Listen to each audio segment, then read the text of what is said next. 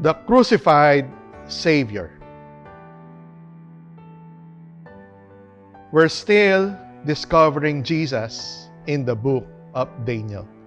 And today, we will look at Daniel 9:26.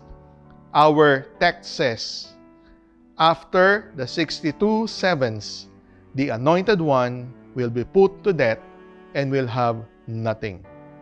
The people of the ruler who will come will destroy the city and the sanctuary. The end will come like a flood.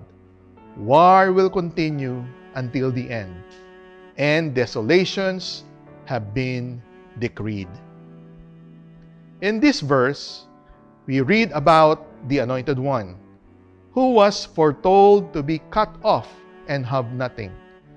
This is a clear prophecy of Christ's crucifixion, which is a focal point in the Christian faith. And he said to them, "So it is written that the Christ would suffer and rise from the dead on the third day." This reminds us that Christ's death was not a punishment of his sins, because he did not have any, but rather a sacrifice for ours. As the Apostle Paul wrote in 2 Corinthians 5:21, "For our sake he made him to be sin who knew no sin, so that in him we might become the righteousness of God." Considering this, we can see God's great grace demonstrated on the cross.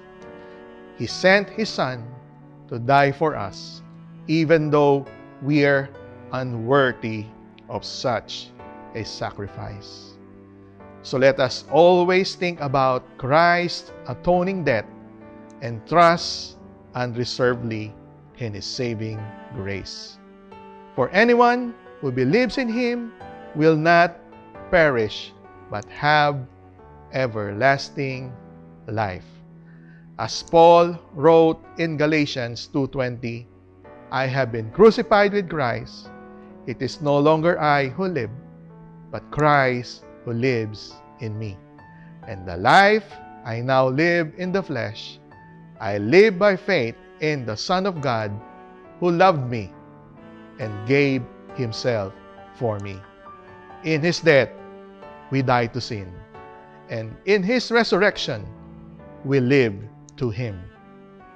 Blessed be Jesus, our eternally resurrected Lord and reigning King.